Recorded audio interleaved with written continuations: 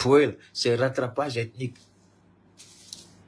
Alors, le PDCI va au procès et le PDCI gagne. Mais regardez comment Tidiane Thiam joue. Ce monsieur est un véritable joueur. Attention, ne prenez pas le jeu comme le jeu d'échecs. Non, non, non. C'est un véritable joueur. On appelle ça en anglais, c'est un gambler. Il sait pousser les pions. Regardez ce qu'il fait, Tidiane. La date d'anniversaire du PDCI-RDA, c'est là lui choisi pour déposer sa candidature.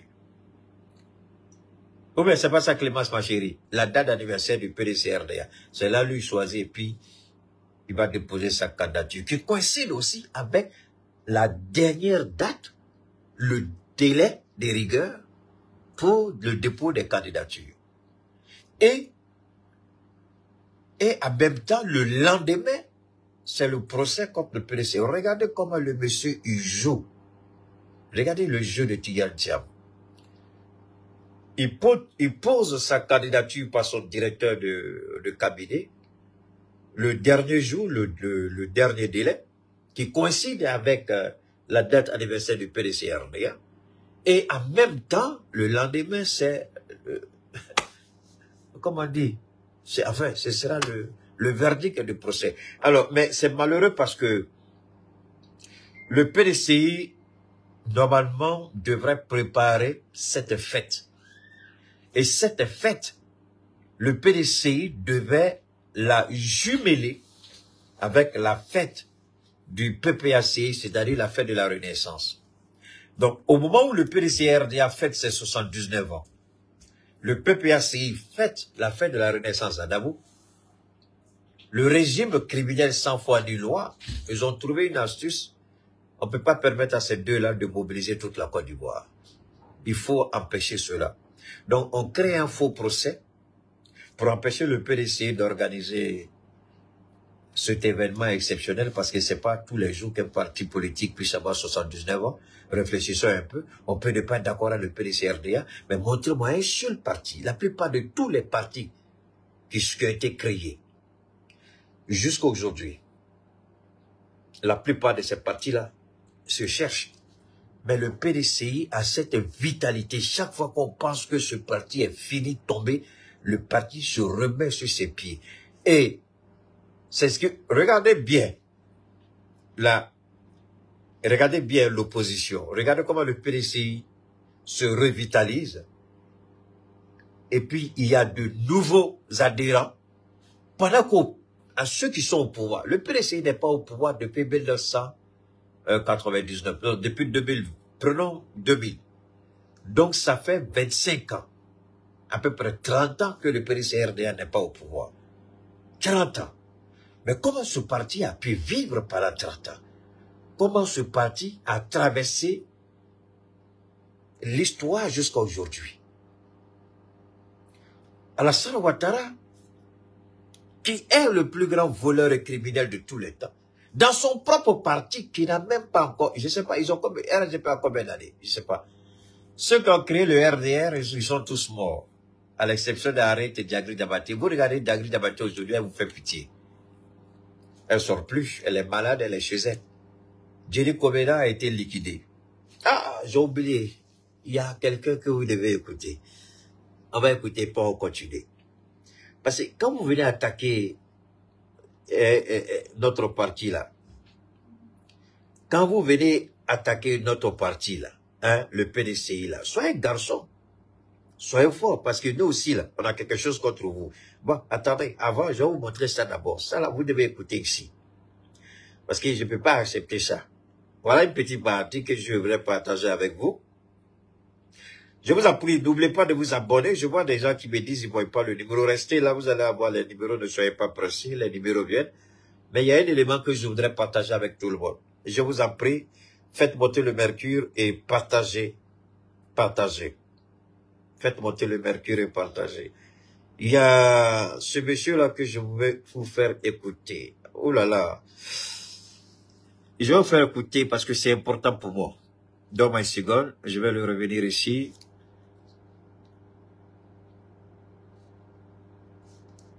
Et rapidement. On va écouter. Donc, il y a le patron. Et je n'ai aucun doute là-dessus. Il y a des textes, il y a des films, il y a des témoignages, il y a des commissions d'enquête qui ont conclu. Même à l'ONU, ils savent que c'est lui le chef de la rébellion. Mais pourquoi Soro est comme ça, tantôt comme ça? Parce que simplement, quand il dit oui, le lendemain, Alassane l'appelle le soir pour lui dire, mais tu es fou. Le lendemain, il dit non. S'il vous plaît, pardonnez. On va... Non, c'est pas ça, c'est ici. Voilà. On va écouter. On va écouter Ben Mauro. Ce que vous gagneriez à écouter, si vous en avez l'occasion. Charles Blégou, de l'affection qui nous lie, il sait comment cette affection se manifeste. Et je ne suis pas étonné de le voir là. Merci, Général. Compte tenu du fait avéré que c'est la France qui a armé les rebelles, l'un dans l'autre. Mais le monsieur, il a été liquidé, hein, pour votre information. Il a été tué. Il était le porte-parole du RDR. C'est celui-là qui essuyait le visage d'Alassane Ouattara. C'est celui-là, je répète, celui-là, il a été, si je ne m'abuse, je crois, Clément, c'est pas ça, il a été le directeur général à la RTI, si je ne me trompe pas. Il a travaillé à la RTI. À cause de Ouattara, son soutien pour Ouattara. Au RDR, il a été viré de la RTI.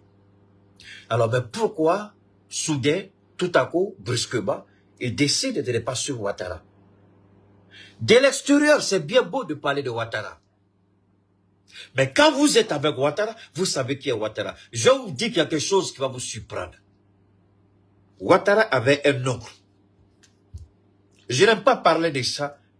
Je n'aime pas parler de la vie privée des gens, ça ne m'intéresse pas. Mais aujourd'hui, c'est le moment, puisque Dieu libère ma bouche pour le dire, je vais le dire. Lanciné, à Niama,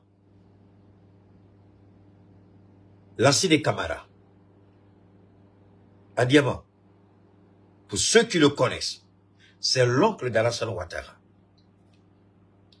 Mais ce monsieur, il a tout donné au RDR. Je me rappelle, il a essayé du vivant de mon papa. Le monsieur, il est mort aujourd'hui. Lassine, il n'est plus vivant, il est mort. Mon père n'a jamais accepté. Il dit par respect pour toi parce que tu m'as considéré.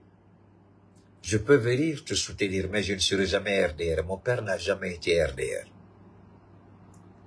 Parce qu'il était reconnaissant à Oufoué. La famille Oufoué a aimé mon père. Ça, je le dis souvent. Donc, c'était pas à lui de trahir cette confiance-là. Mais Lassine, il a été trahi par Alassane Ouattara. Alassane Ouattara a trahi ce monsieur à maintes reprises. Et la question que je me suis posée, pourquoi il était contre ce monsieur tant, ce monsieur qui a tant donné au RDR à Niama, celui qui a fait tout, celui qui a implanté avec son argent, celui qui a soutenu ce combat. Alassane ne l'a jamais permis d'être représentant officiel du RDR en commun du RHDP. Chaque fois qu'il veut se présenter, Ouattara le disqualifie. Je n'ai jamais compris. Récemment, j'ai parlé avec son petit frère, je ne dirai pas le nom ici, qui travaille avec la nouvelle maire à Niama. Il dit, il n'a jamais compris pourquoi Alassane Ouattara a traité Camara tant. Le monsieur est mort avec l'amertume. Il est mort dans le regret absolu. Parce que Ouattara l'a trahi. Ouattara n'est pas quelqu'un avec... Donc, ne soyez pas surpris que Ouattara ait trahi ce monsieur, Amadou Soumaoro. Mais quand Alias Cimetière était malade, et qu'il devait aller se faire soigner, Ouattara a refusé. Le monsieur enflait. Johnny Pacheco vous l'a dit. Il dit, il a vu le monsieur, le premier jour il a vu l'esprit de mort dessus. Mais qu'est-ce que ce monsieur n'a pas dit? Qu'est-ce qu'il n'a pas fait pour Ouattara? Mais Ouattara l'a laissé cracher. Le premier président du COSIM, qui est mort, tout le monde a suivi ça sur les réseaux. Ça, c'est pas une affabulation de Keïta. le monsieur Ouattara l'a envoyé en mission. Et c'est lors d'une des missions qu'il a contracté le Covid-19. Ses disciples ont écrit à la présidence. Ses disciples ont interpellé Ouattara. Ils disent, est-ce que notre imam, notre Kramrotier, est-ce qu'il peut aller se soigner au Maroc? Ouattara a refusé. Il dit, bouge pas. Et le monsieur est mort de Covid. Ils ont dit, si Gon a pu aller au Maroc, tu peux intervenir pour que le monsieur, puisque c'est... Et ce qui a fait mal à Ouattara, ils ont dit à Ouattara, c'est toi qui l'as envoyé et puis il a contracté le Covid. Donc au moins, tu peux permettre au monsieur, donne-moi une seconde, je vais arrêter ici. Donc, c'est ce qu'ils ont dit. Ils ont dit à Ouattara, au moins, permet au monsieur d'aller se soigner. Il n'a pas accepté et le monsieur a cassé la pipe. Alors, vous êtes étonné quand Ouattara rentre précipitamment de Paris, d'un AVC, qu'il s'est mal remis de l'AVC parce qu'il s'est dit sa seule présence en Côte d'Ivoire peut sécuriser son pouvoir. Voilà la raison. Et si Ouattara pense que je mens, si les garçons n'ont qu'à sortir pour dire autre chose, Dieu va l'allumer dans sa culotte. Il va pas. Ouattara est venu parce qu'il s'est dit que s'il est là, il va dissuader ceux qui ont l'intention de faire quelque chose. C'est compliqué. Alors, donc, vous avez entendu, voilà, on va continuer d'écouter. Le désarmement devait se faire immédiatement. Pourquoi, au lieu de désarmer les Kalachnikov, ils parlent maintenant de balayer la ville d'Abidjan et de désarmer les cœurs? Mais les cœurs sont désarmés il y a longtemps, sinon on ne serait plus là. Que Bani fasse son travail. C'est le seul pour lequel il est venu. Maintenant, il a... Et c'est pour ça. Et d'ailleurs, Bani, vous comprenez trop, Bani a occupé 2 postes. Bani ne pouvait pas rester en vie, mais Bani ne pouvait pas comprendre pourquoi il ne pouvait pas rester en vie. Bani a occupé 2 postes. Le premier poste que Bani a occupé, c'était la primature. Après, on lui a donné CDVR, commission désarmement, blablabla, tout ce que vous connaissez. Et vous avez vu mon jeune frère, Pachoko, il vous a fait passer des témoignages de personnes qui ont vu leurs parents être décapités, démembrés, découpés, comme le boucher découpe la viande pour vendre. Qui a fait ça? C'est la rébellion. Ouattara avait les informations. Pourquoi il a refusé?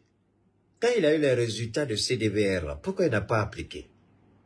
Pourquoi quelques temps après Bani est passé? Parce que Bani a trop entendu. Personne n'a parlé sur la mort de Bani. Il a trop entendu, il a trop vu, et Bani savait beaucoup trop. Et c'était dangereux que Bani reste en vie. Aujourd'hui, c'est le jour des déballages. Je vous dis, pour qu'on comprenne, est-ce qu'on peut éviter ce que Ouattara nous prépare en 2025? Il y a une réalité qui est là, on ne peut pas l'oublier. Ouattara est une menace, et pour lui-même et pour la Côte d'Ivoire. Ouattara a compris que tout ce qu'ils ont échafaudé, tout ce qu'ils ont planifié, rien ne pourra arrêter les Ivoiriens. Alors, vous avez écouté Ben, mais ne soyez pas pressés. Depuis ils ont commencé la construction du métro d'Abidjan, c'est aujourd'hui ils se sont rappelés qu'il faut publier des vidéos. Et ils ont commencé à publier des vidéos. Parce qu'on est à l'approche des élections. Ah, le métro d'Abidjan. Oh, le métro arrive. Ah, le métro. Comment vous dites ça? Il doit inaugurer le métro. Ah, non. C'est le président qui doit faire ça. Ah, non, il doit terminer. Ah, non. C'est maintenant, ils se souviennent que le métro d'Abidjan. Aïe. C'est à quelle année Macron est arrivé en Côte d'Ivoire? Pour donner les 1000 milliards à la Côte d'Ivoire, pour le métro d'Abidjan, c'est à quelle année il est arrivé? Clément, tu es là. Donne-moi la date, l'année seulement. Macron est venu signer quelque chose à Ouattara. Et puis ils ont signé à faire des calls. C'était en 2019 ou 2018, je ne sais pas, c'était 2000 combien. Et c'est aujourd'hui, ils se souviennent soudain, subitement, tout à coup, brusquement, que le métro d'Abidjan est là. Donc, c'est maintenant que le RHDP se souvient. Parce qu'ils n'ont plus rien à prouver aux Ivoiriens. Les 1 milliard par jour, oui. 2017, merci à toi, Marie Balo, merci. Alors, 1 milliard par jour, oui. La plupart de tous ces ministres sont des PD, des francs-maçons. 1 milliard par jour pour la jeunesse, 0. Qu'est-ce que vous avez donné aux Ivoiriens? Et les Ivoiriens vont mourir dans la Méditerranée. Il a même signé des accords avec la France pour rapatrier tous les Ivoiriens en situation irrégulière. Les gens sont obligés d'aller soit en Angleterre, avec le risque d'être rapatriés au Rwanda, soit en Espagne, soit en Italie, aller se cacher quelque part. 2019, merci. Qu'est-ce qu'ils ont fait? Rien. Et tout à coup, soudain, on se rappelle qu'il y a le métro d'Anyama. Oh! 2019, 2025, métro là, ma lui. Les 1000 milliards là, à Doula, c'est fini, ils ont mangé, il n'y a plus l'argent. Les riverains n'ont pas été dédommagés. Ils ont été chassés. Personne. Et vous croyez que Dieu va garder encore un tel pouvoir criminel, voleur sans foi ni loi, où les milices se mouillent entre eux? Ta femme est milice, mon frère. Faut pas, si elle arrive le soir là, faut pas essayer de la sentir parce que c'est odeur d'hôtel qui va sentir sur elle, ou même odeur de bureau qui va sentir sur elle. Parce qu'elle est passée dans la casserole avec son, entre eux là-bas. Ça, c'est un gouvernement de PD, de voleurs, de fornicateurs et de fornicatrices. Dieu leur a accordé suffisamment de temps. Parce que Dieu, il n'est pas pressé. Il donne le temps à tout le monde.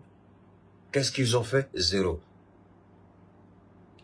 Alors aujourd'hui, on vient. C'est pas fini. On vient de commencer le direct. Donc, ils se souviennent qu'il y a un métro. Alors, pourquoi c'est maintenant qu'on nous fait sortir des vidéos sur YouTube et Facebook sur le métro d'Abidjan? Vous comprenez pourquoi? Ah, le Prado doit inaugurer le métro. Non, on ne peut pas le laisser partir.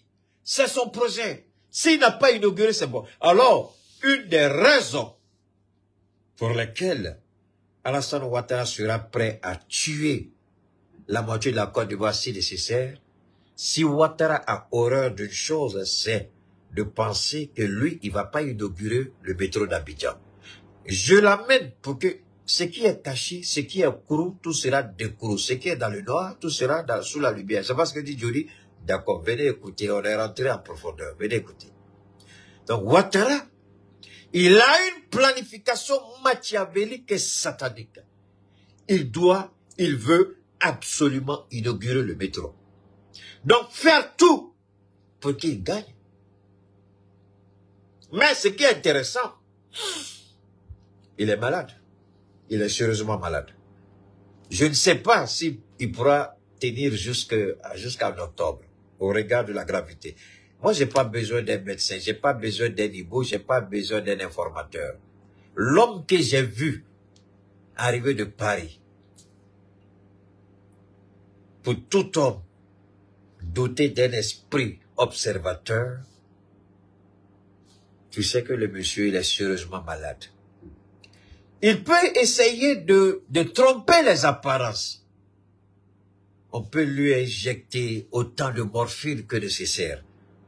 Mais Alassane, c'est un super drogué. Si vous regardez les caisses de morphine qui sont chez lui là-bas, là, la drogue qu'on lui injecte pour qu'il soit sur pied, souvent, c'est pas pour les enfants. Donc, je ne sais pas s'il va pouvoir rester, s'il va assister à sa propre chute en octobre 2025. Je ne sais pas. C'est Dieu qui le sait. Mais l'homme que j'ai vu, même s'il sera là, il sera beaucoup affaibli. Parce qu'il va vouloir forcer les apparences et cela va jouer contre lui. Il va vouloir forcer, c'est ça aussi, Dieu est intelligent. Dieu est trop fort. Ah, Dieu est trop fort. Vous savez, j'ai l'habitude de dire quelque chose, beaucoup de gens ne font pas attention. Je parle de l'esprit de la confusion. L'esprit de la confusion, Dieu vous permet à vous-même de vous mentir. Vous arrivez vous-même à vous corrompre que vous êtes ceci, vous valez cela, vous pouvez faire ceci. Ça, c'est ce qu'on appelle l'esprit de la confusion. Dieu vous permet de croire en vous-même. d'exceller, d'excéder, d'exagérer. Et au moment où vous allez vous rendre compte de la réalité, le coupe l'herbe sous les pieds. Et puis vous tombez baya. Pour dire, il y a un seul Dieu. C'est lui. Et Dieu va permettre à Ouattara de croire qu'il est au-dessus, qu'il a le contrôle. Mais au moment où Ouattara va se rendre compte, donc, Ouattara veut inaugurer le métro d'Abidjan. Il est prêt à tuer pour cela. Premier élément. Deuxième élément. L'après Ouattara.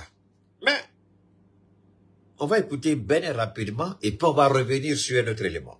Écoutons ça. Ambition, la France lui a donné une mission. Et c'est là que nous allons arriver à l'Assemblée de Ouattara. La France lui a donné pour mission de dégager des biens et de dégager Alassane Ouattara de manière à ce qu'il se trouve seul en face de Gbagbo avec tous les moyens de la France de son appui pour battre Gbagbo dans des élections normales. Ok. Ça, voilà, ça c'est Ben. Alors, revenons ici rapidement. Revenons, il y a un élément, j'ai pas fini, hein.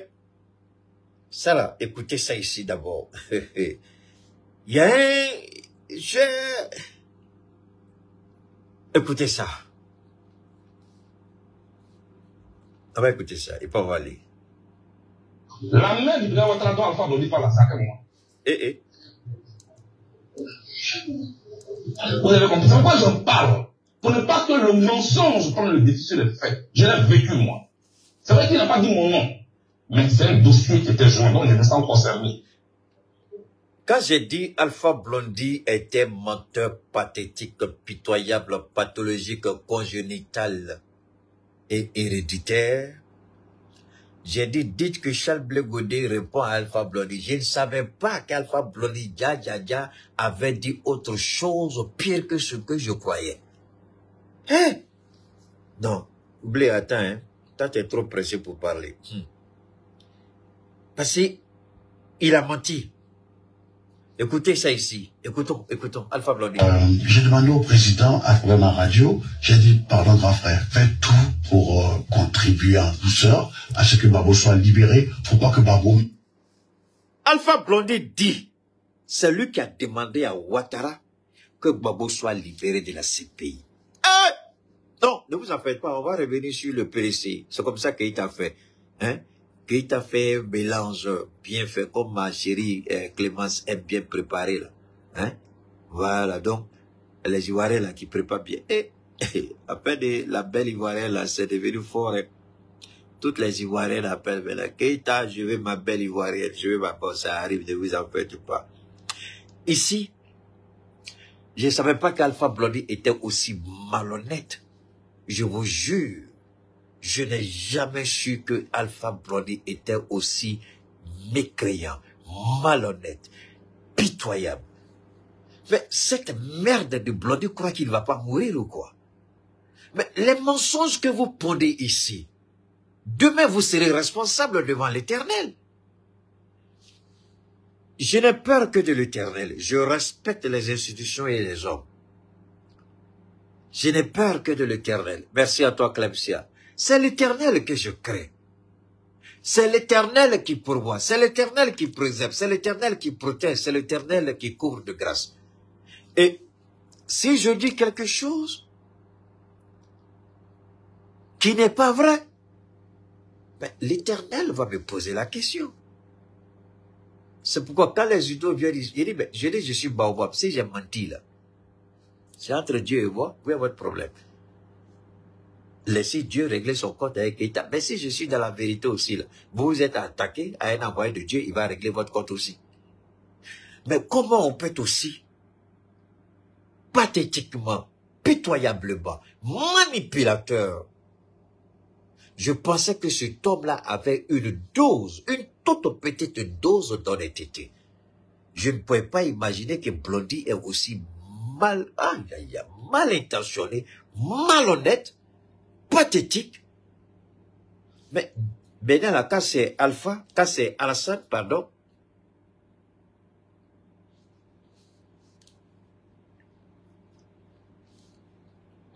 je sais pas. Qu'est-ce qu'Alpha Blondy, qu'est-ce que les Ivoiriens ont fait de mal à Alpha Blondy? Qu'est-ce que les Ivoiriens ont fait? D'avoir cru en lui, de l'avoir porté haut, de l'avoir soutenu, d'avoir applaudi, tout ça. C'est ça, là, c'est la récompense parce qu'il est arrivé. Pour lui, il est tellement arrivé, il est au sommet, donc il faut... Mais Alpha Blondy, je vais te donner un petit conseil. Malhonnête que tu sois, mécréant que tu sois, pathétique que tu sois, un petit conseil Alpha Blondy. Va regarder comment Michael Jackson est mort. N'oubliez pas de vous abonner et d'activer la cloche de notification pour rester informé de nos prochaines vidéos. Restez à l'écoute pour les développements passionnants à venir.